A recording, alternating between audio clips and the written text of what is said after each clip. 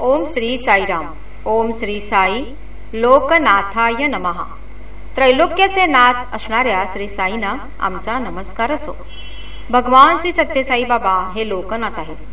संपूर्ण विश्वाचे स्वामी आहेत. आपल्या अंतःकरणाचे स्वर्ग, पृथ्वी व पाताळ असे 3 लोक कल्पिले तर भगवान बाबा या 3ही लोकांचे स्वामी आहेत.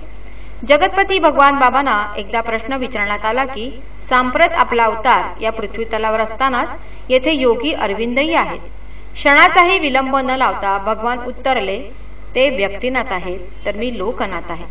याचा गर्भितार्थ असा की ज्या ज्या व्यक्ती अरविंदांना भजतात त्यांचे ते पालक आहेत, परंतु परमेश्वराच्या कोणत्याही रूपाचे स्मरण करणाऱ्यांचे स्वामी नाथ म्हणजेच लोकनाथ आहेत. हा प्रश्न विचारणाऱ्याला कदाचित हे माहीत नसावे की स्वामींच्या जन्माच्या दुसऱ्या दिवशी योगी अरविंदांनी जाहीर केले होते की आज परमेश्वराचे पृथ्वीवर आगमन झाले आहे. स्वामी चिन्मयानंदांनीही भगवान बाबांच्या थोरवीचे गुणगान करताना म्हटले की मी ठराविक लोकांना शिकवितो तर स्वामी समुदायाला उपदेश करतात. यातील समुदाय या शब्दाची व्याप्ती हळूहळू वाढत संपूर्ण विश्वभर पसरली आहे. विश्वभरातील अनेक भिन्न धर्मीय व्यक्तींना असा अनुभव आला आहे की ते ज्या दैवताची आराधना करतात ती भगवान बाबांपर्यंत जाऊन पोहोचते. स्वामी म्हणतात की मी कोणत्याही एका स्थळापुरता नाही, मला कोणतेही एकच नाव बांधील नाही, माझ्याकडे माझे व तुझे असे काही नाही. तुम्ही ज्या नावाने मला हाक मारता त्याला मी प्रतिसाद देतो व त्या ठिकाणी उपस्थित राहतो. सो हिस्लॉप या परदेशी स्त्री भक्ताला आलेला हा अनुभव स्वामी लोकनाथ आहेत हे सिद्ध करतो.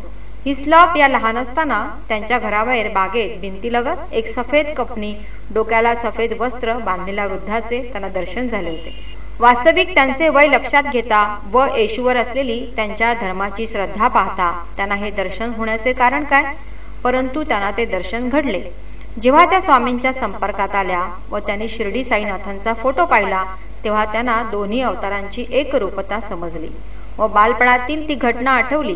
भगवान बाबांच्या संपर्कात येण्यापूर्वीच कित्येक वर्ष अगोदर बाबांनी तिला अनुग्रहित केले होते. मार्कंडेय पुराणात असे लिहिले आहे की भगवान विष्णू जे पृथ्वीचे नाथ आहेत ते कलियुगात दक्षिण भारतात अवतार घेतील, जगामध्ये शांती प्रस्थापित करतील, मानव जातीचे तारणहार म्हणून लोक त्यांची भक्ती करतील आणि सत्य हे त्यांचे नाव असेल. ओम श्री सत्यसाई नाथार्पणमस्तु.